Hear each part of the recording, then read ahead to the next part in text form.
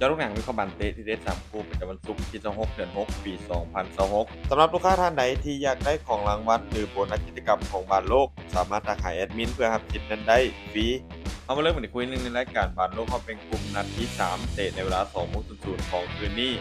การแข่งขันของกลุ่มไอระหว่างทีมชาติฝรั่งเศสปัจจุบันนำเป็นอันดับ1ของกลุ่มด้วยกันมี6คะแนนจะพบกับทีมชาตินอร์เวย์อันดับ2ของกลุ่มด้วยกันมี6คะแนนเท่ากันแต่ผลต่างประตูได้เสียยังคงเป็นรอง จากผลการแข่งขันนัดแรก2ทีมถือว่าเฮ็ดได้ดีด้วยกันเก็บชัยชนะมาได้ทั้งคู่เกมนี้เลยเป็นเกมที่สำคัญเพราะผลแพ้ชนะอาจจะตัดสินแชมป์กลุ่มได้และอาจจะไปเจอทีมที่บ่เก่งหลายในรอบต่อไปผู้เกมคาดว่าทีมชาตินอร์เวย์พวกเขาน่าจะบ่เปิดหน้าแรกหลายเกินไปเพราะพวกเขารู้ว่าเกมสวนกลับของฝรั่งเศสนั้นอันตรายส่วนทีมชาติฝรั่งเศสพวกเขาจะเป็นฝ่ายที่ครองบาลหลายกว่าโดยจะค่อยๆหาจังหวะในการเข้าทำ รูปเกมภาพรวมยังค่อนข้างที่จะสูสีแต่ด้วยคุณภาพของฝรั่งเศสพวกเขาอาจจะสร้างความแตกต่างได้ในท้ายที่สุดการคาดการณ์สกอร์ที่น่าจะเกิดขึ้นทีมชาติฝรั่งเศสจะชนะทีมชาตินอร์เวย์เป็นด้วยสกอร์2-1มาตอนคุย2ในกลุ่ม H ในเวลา 7:00 ของช่วงเช้าการพบกันระหว่างทีมชาติสเปนอันดับ1ของกลุ่มด้วยกันมี4คะแนนจะพบกับอันดับ2ของกลุ่มอย่างทีมชาติอุรุกวัยที่มี2คะแนน ทีมชาติสเปนในเกมนี้พวกเขาอาจจะต้องเก็บแต้มให้ได้เป็นอย่างน้อยเพื่อการันตีในการเข้ารอบส่วนทีมชาติอุรุกวัยพวกเขาสร้างปัญหาให้กับตัวเองในนัดล่าสุดที่น่าจะเก็บชัยชนะไปได้แต่ก็บ่พลาดในช่วงท้ายเกมนี้ถือเป็นเกมที่สำคัญและต้องมีแต้มเท่านั้นที่จะลุ้นผ่านเข้ารอบต่อไป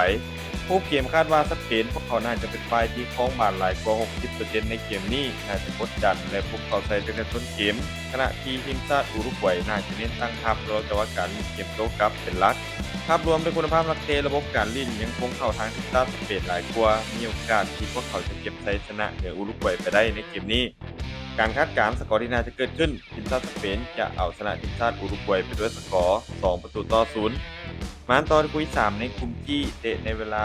10:00 ของช่วงเช้าการพบกันระหว่างทีมชาตินิวซีแลนด์อันดับที่ของกลุ่มด้วยกันมี1คะแนนจะพบกับทีมชาติเบลเยียมอันดับ3ของกลุ่มที่มี2คะแนน ทีมชาติเบลเยียมพวกเขาโชว์ฟอร์มใน2นัดแรกของทัวร์นาเมนต์ที่ค่อนข้างที่จะน่าผิดหวังโดยบ่สามารถเก็บชัยชนะได้เลย